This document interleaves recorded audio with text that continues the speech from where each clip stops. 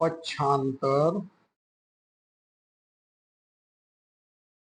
का नियम। देखिए, रैखिक समीकरण में पक्षांतर का नियम कहता है कि जब हम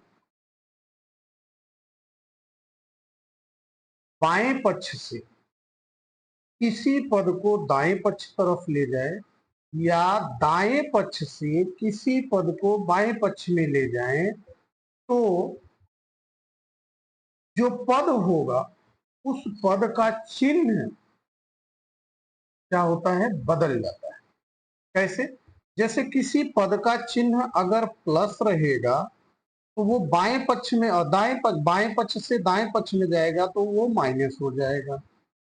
अगर किसी पद का चिन्ह माइनस है तो वो बाएं से दाएं जाएगा तो प्लस हो जाएगा। अगर बाएं पक्ष में वो मल्टीप्लाई में है, दाएं पक्ष में जाएगा तो वो डिवाइड में हो जाएगा।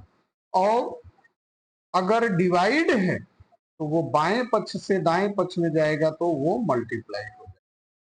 हमारी बात को ध्यान से समझिए।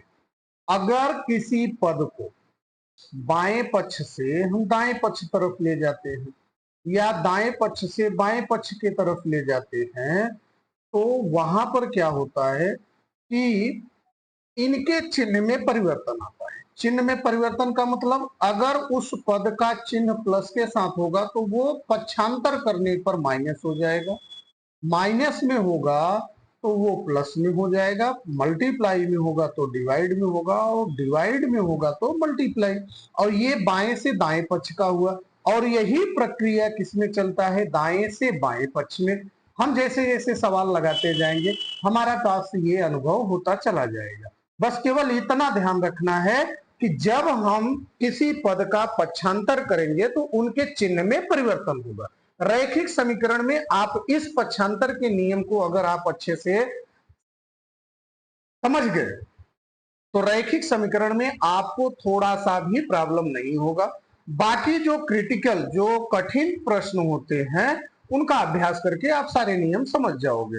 हम और ये भी हम गारंटी देते हैं कि आप जब ये हमारा पूरा कोर्स, रैखिक समीकरण का पूरा कोर्स जिसके लगभग 8 से 10 भाग आने वाले हैं, हम अभी बेसिक से एकदम स्टार्ट कर रहे हैं और जैसे जैसे आगे बढ़ते जाएंगे हम एकदम अच्छे से आप लोगों को सिखा देंगे। इसका रीजन क्या है, क्योंकि मैं इतने एक्सरसाइज आप लोगों को बता दूंगा, इतने प्रश्न का अभ्यास करा दूंगा कि आपको रैखिक समीकरण में कोई समस्या रह ही नहीं जाएगी। तो ठीक है, चलिए इसी क्रम में हम आगे बढ़ते हैं और इस पहले प्रश्न का सॉल्यूशन ढूंढते हैं। सॉल्यूशन हमने आपको बताया कि इसका हल एक ही है कि जो ये चर संख्या है इसी की हमें वैल्यू निकालनी है। अब इस चर की वैल्यू हम कैसे निकाल पाएंगे, तो उसका एक रास्ता, हमें केवल चर को इस तरफ रोकना है, बाकी सभी को उठा करके उस तरफ ले जाना है। मतलब हमें इनका पक्षांतर करना होगा। जब हम पक्षांतर करेंगे पदों का तो हमने आपको बताया कि पक्षांतर का नियम लगेगा। पक्षांतर का नियम क्या कहता है कि अगर कोई पद बाएं पक्ष में प्लस में है तो दाएं पक्ष में जाकर के क्या हो जाएगा, माइनस, और माइनस में है तो प्लस में, मल्टीप्लाई है तो डिवाइड, डिवाइड है तो मल्टीप्लाई। और अच्छा, ये प्रक्रिया दाएं से बाएं और बाएं से दाएं दोनों वही चलेगा। ठीक है, चलिए सवाल देखते हैं। तो अब यहां हमारे पास प्रश्न दिया है x प्लस 5 बराबर 12, तो ये प्लस 5 है, उस तरफ जाएगा तो माइनस 5 हो जाएगा, क्योंकि 5 का साइन यहाँ पर चिन्ह क्या दिया है, प्लस।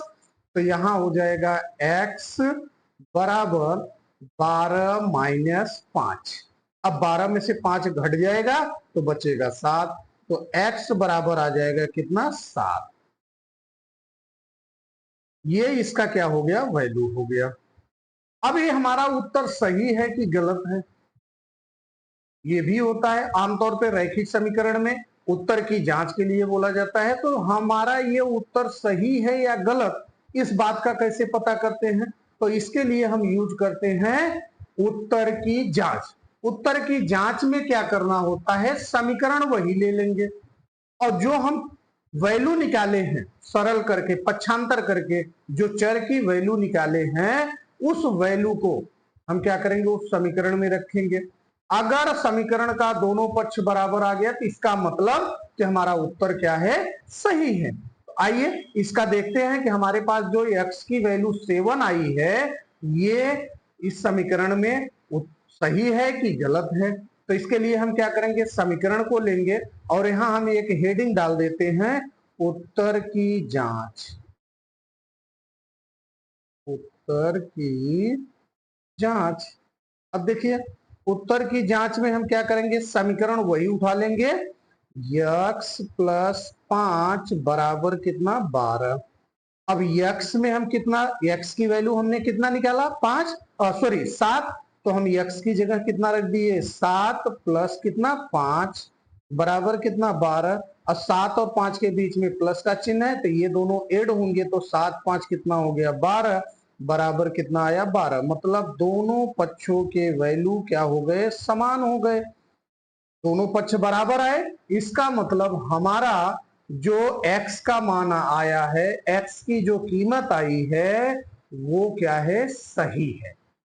ठीक है, चलिए अब हम दूसरे प्रश्न का अभ्यास करते हैं, उसमें भी देखते हैं। हमारे पास दूसरा प्रश्न है, x प्लस 3 बराबर -2।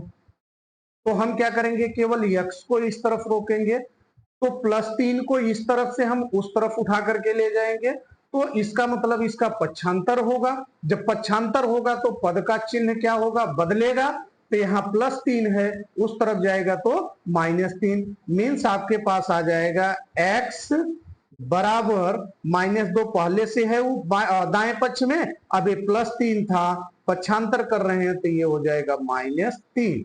अब -2 और -3 दोनों के चिन्ह समान है, तो गणित का ये भी नियम कहता है, आप लोगों को पता होना चाहिए, नहीं पता है तो ये आज समझ लीजिए कि अगर दो पदों के चिन्ह समान हो, चाहे वो प्लस के हो और चाहे वो माइनस के हो, तो वे पद अगर सजाती हैं तो आपस में क्या होते हैं, जुड़ जाते हैं। प्लस है तो प्लस का साइन रहेगा और माइनस है तो माइनस का साइन रहेगा। तो अब देखिए, ये पद और ये पद, दोनों पद क्या है, अचर पद हैं, और दोनों के चिन्ह क्या है, माइनस है। तो चिन्ह तो माइनस का रहेगा, लेकिन ये दोनों आपस में क्या होंगे, जुड़ जाएंगे, एड हो जाएंगे। तो 3 में 2 जुटेगा कितना आ जाएगा, 5। मतलब x इज इक्वल आ जाएगा आपके पास -5, क्योंकि चिन्ह किसका है, माइनस का, तो हमें माइनस रखना पड़ेगा। अब ये हमारा आंसर सही है या गलत है, इस चीज का पता करने के लिए क्या, उत्तर की जांच। तो यहां हम करेंगे उत्तर की जांच। उत्तर की जांच में हम क्या करेंगे, समीकरण जो दिया है उसी समीकरण को लिख लेंगे। समीकरण क्या दिया है, x प्लस 3 बराबर -2। अब x की वैल्यू हमने सरल करके पक्षांतर करके कितना निकाला, -5। तो x की जगह क्या रखेंगे, -5 प्लस कितना, 3 बराबर कितना आ गया, -2। अब ध्यान से समझिएगा, अब यहां पर -5 है, यहां पर +3 है, इसका चिन्ह माइनस में है, इसका चिन्ह प्लस में है। मतलब दो पद तो हैं, लेकिन दोनों पदों के चिन्ह क्या है, असमान है, एक प्लस में है एक माइनस है। तो गणित का नियम कहता है कि जब दो सजाती पदों का, सजाती पद मतलब चाहे वो चर वाले हो चाहे अचर वाले हो, तो चूंकि ये अचर के हैं और एक अचर पद हैं, तो सभी अचर पद क्या बोले जाते हैं, सजाती पद। तो इनके चिन्ह जब अलग अलग हैं, तो इनके पदों के जो वैल्यू होंगे वो आपस में क्या हो जाएंगे, सब्ट्रैक्ट हो जाएंगे, घट जाएंगे। तो -5 में से +3 घट जाएगा तो कितना बचेगा, -2। -2 क्यों आया, क्योंकि 5 का चिन्ह माइनस है और 3 का चिन्ह प्लस है। तो वैल्यू किसकी बड़ी है, यहाँ पे अचर में 5 की वैल्यू बड़ी है, तो जो जिसकी वैल्यू बड़ी होगी उसका चिन्ह लिखा जाएगा। तो यहाँ आ जाएगा -2 बराबर -2। अब देखिए, दोनों पक्षों की वैल्यू क्या आ गई, सेम आ गई। इसका मतलब हमारा जो यक्स का मान इस समीकरण को आप पक्षांतर करने के बाद हल किए, -5 आया, यह इस समीकरण को सेटिस्फाइड कर रहा है, इसलिए हमारा यह उत्तर क्या है, सही है। उम्मीद है आप लोग अच्छे से समझ रहे होंगे, और अगर थोड़ी भी प्रॉब्लम है तो आगे ये पूरा वीडियो देखते चलिए। हम जैसे जैसे अभ्यास करते जाएंगे सब समझ में आता जाएगा। और अगर आप नोटबुक और पेन लेकर के नहीं बैठे हैं तो अभी भी समय है, लेकर के बैठ जाइए। मैं जितने एक्सरसाइज, जितने प्रश्न मैं बता रहा हूं उनको आप नोट करके रखिए, और जैसे वीडियो खत्म होगा आप इसको पुनः स्वयं से अभ्यास करिए, एकदम आराम से हल होता चला जाएगा। ठीक है, क्योंकि हमने इस पूरे पाठ्यक्रम को ही एकदम इजी वे में तैयार किया है। ठीक, चलिए आगे बढ़ते हैं। अगला प्रश्न अब हम देखते हैं। अगला प्रश्न है हमारे पास x माइनस 7 इज इक्वल 6। तो यहां हम क्या करेंगे, चर को रोकेंगे, चर मतलब अक्षर वाली संख्या को रोकेंगे, और जो अचर पद है उसका हम पक्षांतर करेंगे। तो अचर पद यहाँ 7 है, 7 का साइन यहाँ पर चिन्ह क्या है, माइनस है, उस तरफ जाएगा तो क्या होगा, प्लस होगा। मतलब यहां आ जाएगा कितना, यक्स बराबर 6 पहले से है प्लस 7 हो जाएगा। अब 7 में 6 जोड़ेंगे तो कितना हो जाएगा, 7 6 13। मतलब x की वैल्यू आपके पास कितनी आ गई, 13। मतलब x का मान इस समीकरण में कितना होगा, 13। अब जब ये 13 हो गया तो हमें ये पता करना है कि हमारा ये उत्तर सही है कि गलत है। तो उसके लिए हम क्या करेंगे, उत्तर की जांच। तो ध्यान से समझिए, यहां हो जाएगा उत्तर की जांच। उत्तर की जांच में समीकरण वैसे ही लिखेंगे। समीकरण हमारे पास है यक्स माइनस 7 बराबर कितना, 6। अब यक्स की वैल्यू आपने कितना निकाला, 13। तो एक्स की जगह रखेंगे 13 माइनस 7 बराबर 6। और 13 में से 7 घट जाएगा, कितना बचेगा, 6 बराबर 6। इसका मतलब ये है कि हमने जो समीकरण को सरल किया उसकी जो वैल्यू आई वो क्या है, सही है। ठीक, अगला प्रश्न देखते हैं। अगला प्रश्न हमारे पास है x माइनस 2 बराबर माइनस 5। मैंने अपने इस सीरीज में हर तरह के प्रश्नों को पकड़ करके रखा है ताकि आपके मन में थोड़ा सा भी डाउट न रहे। इसलिए आप लोग इस एक एक प्रश्न को बहुत अच्छे से समझिए और उनका अभ्यास करिए। जैसे आप अभ्यास करेंगे, गारंटी मेरी है कि आपको सिंपली रैखिक समीकरण में डाउट रह ही नहीं जाएगा। और अभी ये हमारा बेसिक एकदम स्टार्ट हो रहा है। जैसे जैसे हम आगे अभ्यास करते जाएंगे हमारा एडवांस लेवल भी तैयार होता चला जाएगा। बशर्ते जितना अभ्यास करेंगे उतने जल्दी आप सभी नियमों को क्या करेंगे, ऑब्जर्व करेंगे। इसलिए अब इस वाले प्रश्न में देखिए, ये एकदम थोड़ा सा अलग है। अलग क्या है इसमें, देखिए यहां दिया है x माइनस 2 बराबर माइनस 5। तो इस तरफ बाएं पक्ष में माइनस 5 दिया है, यहाँ माइनस 2 है। तो हमें वैल्यू किसकी निकालनी है, चर की। चर इसमें क्या है, x है। तो x को हमें इस तरफ रोकना होगा, माइनस 2 को उस तरफ ले जाना होगा। मतलब बाएं पक्ष से कहां ले जाना होगा, दाएं पक्ष में। तो यहाँ क्या है, माइनस में है, दाएं पक्ष में जाएगा तो प्लस में हो जाएगा। तो आइए यहाँ स्टेप हमारा क्या बनेगा, x बराबर -5 और प्लस कितना हो गया, 2। अब ये माइनस में है, ये प्लस में है। तो अभी मैं दूसरे या तीसरे प्रश्न में बताया था कि जब दो पदों के चिन्ह असमान हो तो पद क्या होंगे, घटेंगे। तो 5 में से 2 घट जाएगा, कितना बचेगा, 3 बचेगा। लेकिन चिन्ह किसका लिखा जाए, ये समस्या है। तो हमने आपको बताया जिस वैल्यू का चिन्ह बड़ा होगा, जिस चर अचर की वैल्यू चिन्ह बड़ा होगा वही चिन्ह लिखा जाएगा। तो बताइए यहाँ कौन सी वैल्यू बड़ी है, 5। तो 5 का चिन्ह यहाँ पर क्या है, माइनस, इसलिए हमारा क्या आएगा, माइनस का चिन्ह। तो यहाँ आ जाएगा कितना, x बराबर -3। That's your answer. x की वैल्यू आपको मालूम हो गई। अब हमें उत्तर की जांच करना है कि हमारा ये सही है कि गलत। तो इसके लिए हम क्या करेंगे, उत्तर की जांच। उत्तर की जांच। उत्तर की जांच क्या कह रहा है, सवाल हम वैसे ही उतारेंगे, मतलब समीकरण को। तो x माइनस 2 बराबर -5 है, x की वैल्यू हम कितना रखेंगे -3 -2 बराबर -5। अब देखिए यही चीज हमने आपको एक सवाल में पीछे बताया कि इसका चिन्ह माइनस इसका चिन्ह माइनस, मतलब दोनों पदों के चिन्ह क्या है, समान है, इक्वल है, तो पद आपस में जुड़ जाएंगे, लेकिन जो चिन्ह रहेगा वही लिखेंगे। तो 3 और 2 जुड़ करके कितने हो गए 5, और चिन्ह कौन से हैं दोनों के माइनस माइनस, इसलिए यहाँ आएगा -5 बराबर, सॉरी यहाँ -5 है तो यहाँ भी क्या आ जाएगा -5। तो हमारा यहाँ बायां पक्ष और दायां पक्ष दोनों क्या हो गया बराबर हो गया। इसका मतलब हमने जो इस समीकरण को अब हल करते समय जो x की वैल्यू निकाली -3 वो क्या है सही है। आइए अब इसी कड़ी में अगला भी प्रश्न देख लेते हैं। हमारे पास अगला प्रश्न क्या रहेगा, 3x - 5 = 13।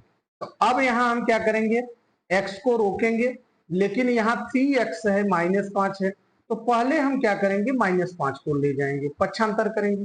तो यहाँ -5 है, उस तरफ जाएगा तो क्या हो जाएगा प्लस में हो जाएगा। तो यहाँ क्या माना जाएगा 3x = 13, माइनस था तो क्या हो गया +5। अब 13 में 5 ऐड करेंगे तो 13 5 कितना हो गया 13 + 5 18। यहाँ हो जाएगा 3x बराबर कितना 18। अब 3 और x के बीच में कोई चिन्ह नहीं है तो क्या माना जाएगा गुणा, आपको पहले ही बताया हूं। तो 3 इस तरफ गुणा के रूप में माना जाएगा, उस तरफ जाएगा भाग, और भाग का मतलब क्या हुआ बटे के रूप में हो जाए, या 3 एकम आप ऐसे भी कर सकते हो, 3 एकम 3 और 3 छाक 18। ऐसे नहीं करोगे तो कोई बात नहीं है, आप इस तरीके से समझिए।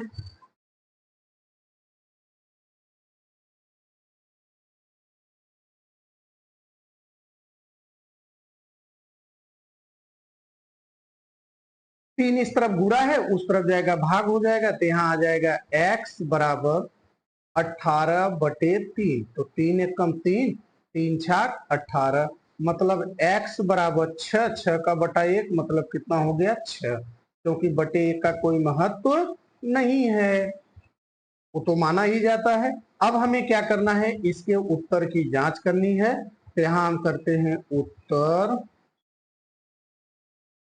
की जांच। उत्तर की जांच में सवाल जो दिया है, प्रश्न दिया है वैसे उतारेंगे। समीकरण हमारे पास है 3x - 5 बराबर कितना 13। अब देखिए 3 तो रहेगा, 3 का x के साथ क्या है गुणा है, तो x की वैल्यू हमने कितना निकाला 6, तो यहाँ 3 गुणे 6 -5 बराबर कितना हो गया 13, और 6 त्रिक कितना हो गया 18, माइनस कितना 5 बराबर कितना आ गया 13। 18 में से 5 घटा देंगे तो कितना आ जाएगा 13 बराबर 13। मतलब यहाँ दोनों पक्ष बराबर आ गए कि नहीं आ गए, इसका मतलब हमारा जो वैल्यू निकला है वो क्या है सही है। ठीक है, उम्मीद है आपको समझ में आ रहा होगा। अगर आप हमारे चैनल पे पहली बार आए हैं तो प्लीज हमारे चैनल को सब्सक्राइब करिए और अपने मित्रों के साथ जरूर शेयर करिए, ताकि उनको भी उनकी जो समस्याएं हैं ये दूर हो जाए। ठीक है, आइए अगले प्रश्न पे हम चलते हैं। अगला प्रश्न हमारे पास है 4x + 7 = 15। तो देखिए 4x है तो 4x रहने दो, पहले हम +7 को देख लेते हैं। +7 का पक्षांतर करेंगे तो इधर प्लस में है, उस तरफ जाएगा तो माइनस में, तो यहाँ हो जाएगा 4x = 15 - 7। अब 15 में से 7 घट जाएगा तो 15 में से 7 घट जाएगा, कितना बचेगा 8, तो यहाँ हो जाएगा 4x बराबर कितना 8। अब 4 का x के साथ गुणा माना जाएगा, उस तरफ 4 को ले जाएंगे तो क्या हो जाएगा भाग, तो यहाँ हो जाएगा x बराबर 8/4, 4 एकम 4, 4 दूनी 8, तो x बराबर हमारे पास कितना आया 2। x की वैल्यू 2 आ गई। हम उत्तर की जांच कर लेते हैं, हमारा ये सवाल सही है कि गलत। यहाँ हम लिख लेंगे उत्तर की जांच। उत्तर की जांच में सवाल वैसे ही उतार लें, समीकरण 4x + 7 इज इक्वल 15।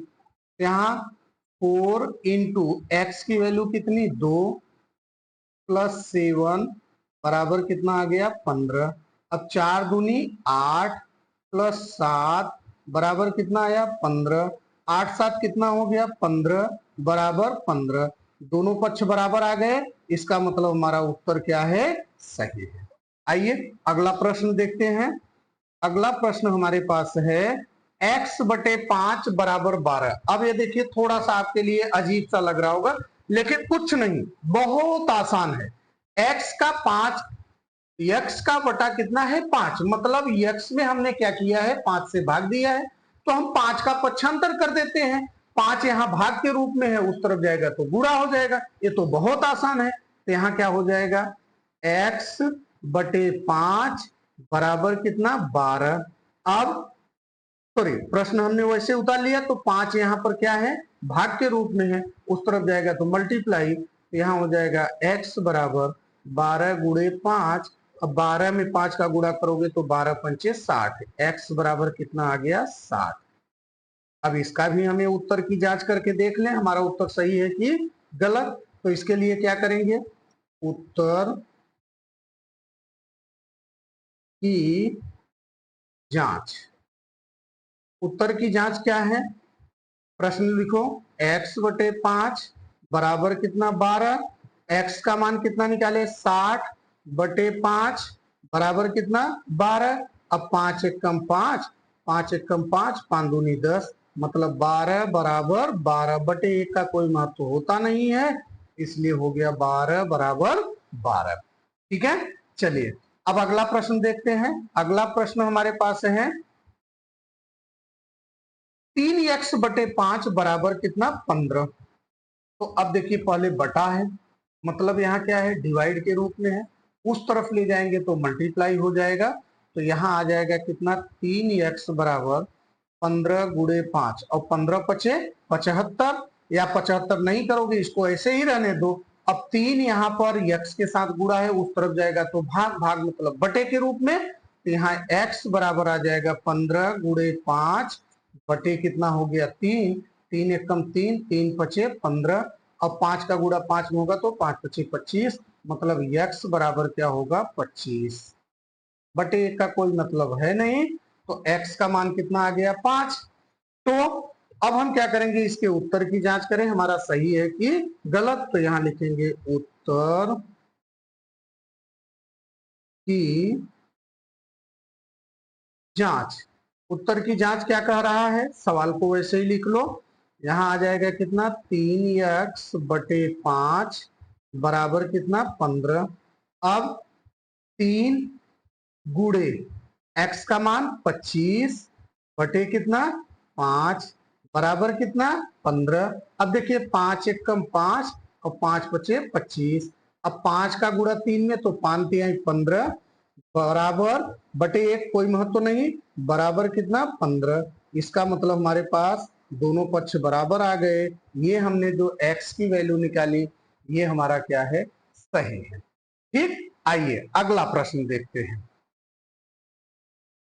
अगला प्रश्न है हमारे पास 5x माइनस 3 बराबर x प्लस 17। अब यहां ध्यान देने वाली बात है, जो चर अभी तक हमें एक पक्ष में मिलता था, बाएं पक्ष में मिलता था, अब वही चर हमें दोनों पक्षों में मिल रहा है।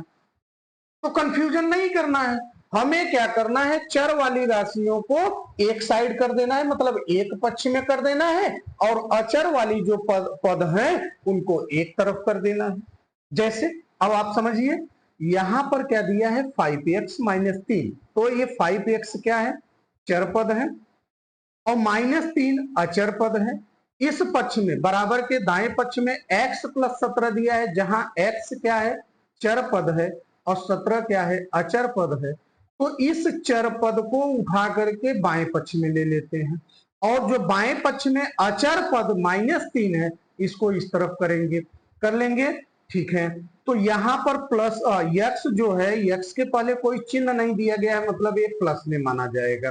तो इसको जब हम इस तरफ से इस तरफ लाएंगे तो क्या हो जाएगा माइनस, और ये -3 ऑलरेडी दिया गया है, चिन्ह में माइनस है, इस तरफ से इस तरफ जाएगा तो क्या हो जाएगा प्लस, मतलब यहाँ 5x पहले से है तो हम 5x रखेंगे, ये प्लस x यहाँ माना गया, तो इस तरफ आया तो क्या हो गया माइनस x, बराबर इस तरफ प्लस 17 पहले से है तो हम 17 लिख लेंगे, और ये -3 है उस तरफ जाएगा तो +3 हो गया। अब देखिए ये प्लस में है ये माइनस में है, दोनों सजाती पद हैं तो इनके गुणांक क्या होंगे, घट जाएंगे। तो 5 में से 1 घट जाएगा तो कितना बचेगा 4, क्योंकि अब यहाँ बोलेंगे बहुत से लोग कि इसका गुणांक तो दिया ही नहीं है। भाई जिस चर का गुणांक नहीं होता है, नहीं दिखता है, तो उसका गुणांक 1 होता है, क्योंकि वो अदृश्य होता है, इसलिए इसका गुणांक कितना माना जाएगा 1। तो 5 में से 1 घट जाएगा कितना बचेगा 4x, बराबर 17 + 3, ये दोनों सजाती पद हो गए और समान चिन्ह वाले हो गए, तो ये दोनों जुड़ जाएंगे, तो ये कितना हो जाएगा 20। अब 4 का x के साथ यहाँ मल्टीप्लाई माना जाएगा, उस तरफ जाएगा तो डिवाइड हो जाएगा, मतलब भाग हो जाएगा, यहाँ आ जाएगा x बराबर 20/4। अब 4 एकम 4, 4 पंचे 20, x बराबर 5 का बटा 1, मतलब x बराबर कितना आ गया 5, x बराबर 5 आया। अब हमें क्या करना है, उत्तर की जांच करना है, तो यहाँ हम लिखेंगे उत्तर की जांच, उत्तर की जांच। उत्तर की जांच में हम क्या करेंगे, प्रश्न वैसे ही उतार लाते हैं। प्रश्न है हमारे पास 5x - 3 बराबर x + 17। अब जहां जहां x है वहां x की वैल्यू क्या करते जाएंगे, रखते चले जाएंगे। जैसे 5x, तो 5 का x के साथ मल्टीप्लाई माना जाएगा, तो यहां हम क्या करेंगे 5 में मल्टीप्लाई करेंगे x का वैल्यू कितना आया है 5 -3 बराबर 5 प्लस कितना 17, क्योंकि यहाँ तो कुछ इसका गुणांक है नहीं, 1 है, तो 5 एकम 5 ही माना जाएगा। अब हो गया 5 बचे 25 -3 बराबर 17 में 5 जोड़ेंगे कितना आ जाएगा 22। अब 25 में से 3 घट जाएगा तो कितना बचेगा 22, बराबर कितना 22। इस तरीके से हमारा दोनों पक्ष बराबर आया, इसका मतलब हमारा ये उत्तर सही है। उम्मीद है आप लोगों को समझ में आ रहा है। आज एक और प्रश्न लेते हैं, उसके बाद हम दूसरे भाग में इससे और बढ़िया प्रश्नों को सरल करेंगे। आइए एक प्रश्न और ले लेते हैं आज के इस वीडियो में। अब ये प्रश्न हमारे पास क्या आया, 2x - 1/2 बराबर कितना 3। अब ध्यान दीजिए, यहां ध्यान से आपको समझना होगा। जैसे 2x है -1/2 बराबर कितना है 3, ये -1/2 को हम पहले उस तरफ ले जाएंगे, तो यहाँ माइनस में है उस तरफ जाएगा तो क्या हो जाएगा प्लस। तो यहाँ देखिए ये हो जाएगा 2x बराबर 3, अब ये -1/2 है तो उस तरफ जाएगा +1/2 होगा, होगा कि नहीं होगा। और भिन्नों के जोड़ में हमने आपको सिखाया ही है, अब ये एक भिन्न के जोड़ से संबंधित नियम यहाँ लागू हो जाएंगे, तो आइए उसको करते हैं। तो ये हो जाएगा 2x बराबर 2 तिहाई 6, 6 और 1 कितना हो गया 7 बटे कितना 2, हुआ कि नहीं हुआ। अब ये ध्यान दीजिए 2 का x के साथ क्या है गुणा है, क्या है गुणा है, उस तरफ जाएगा तो भाग होगा, भाग मतलब ये नीचे जो बटे के रूप में है इसमें आ जाएगा, या भाग के रूप में अगर आप समझें तो यहाँ क्या हो जाएगा x बराबर 7/2 भागे 2 होगा कि नहीं होगा, होगा। तो भाग की जगह हम क्या करेंगे गुणा, तो 2 का बटा कितना माना जाएगा 1, अब जब यहाँ गुणा करेंगे तो 2/1 जो है ये कितना हो जाएगा 1/2, तो यहाँ हो जाएगा x बराबर 7/2 गुणे 1/2। अब कटने जैसा तो है नहीं, ऊपर का गुणा ऊपर नीचे का गुणा नीचे, तो x बराबर 7 एकम 7 बटे 2 दूनी 4, ये हो गया। अच्छा इसी प्रश्न को हम ऐसे भी हल कर सकते हैं, बहुत से बच्चे कंफ्यूजन में होते हैं, ये भी ध्यान दीजिए। जैसे 2x किए बराबर कितना 3 प्लस कितना हो गया 1/2, तो 2 तिहाई 6 1 7, तो यहाँ हो जाएगा 2x बराबर 7/2।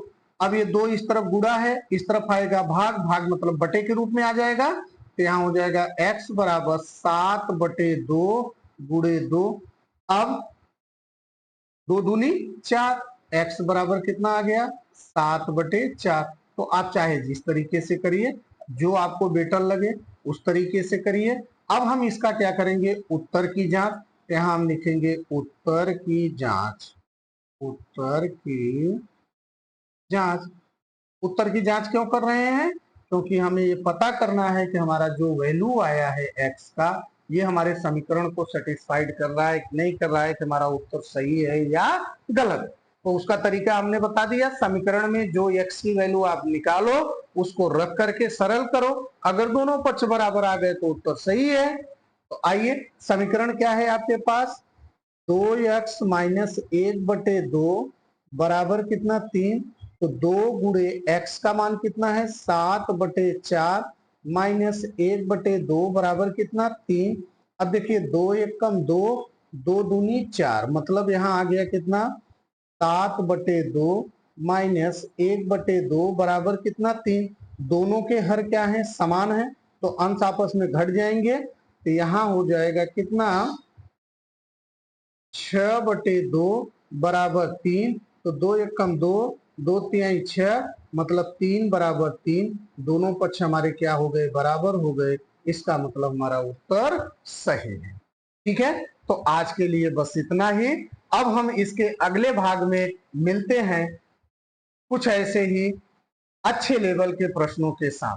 धन्यवाद, जय हिंद, जय भारत। लेकिन हाँ, यदि आप हमारे चैनल पे पहली बार आए हैं तो हमें सब्सक्राइब जरूर करें, हमें भी सपोर्ट करें। हम आपके लिए ऐसे ही वीडियो लेकर आते रहेंगे।